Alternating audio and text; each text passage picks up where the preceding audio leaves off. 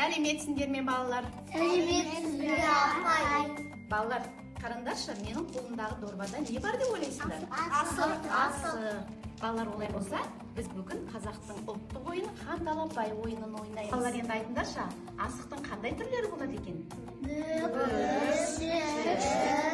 Алшық, және тәйкі. жарайсыңдар. Олай болса, хан талапбай ойынын ойнайық. Мына асықтардың ішінде бір ғана асық қызыл түсті болады екен, балалар. Бұл асықты хан асығы деп атайды екен. Кім осы хан асығын бірінші болып алады, сол ойынды бастайды. Олай болса, ойынды бастайық. Алақай-ау, алақай, басталды ойын хан талапбай.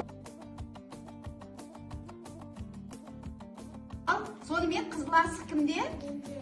Мұхамеджанда екен. Олай болса, ойынды Мұхамеджан бастайды. Кәнекей асығымызды тізейік.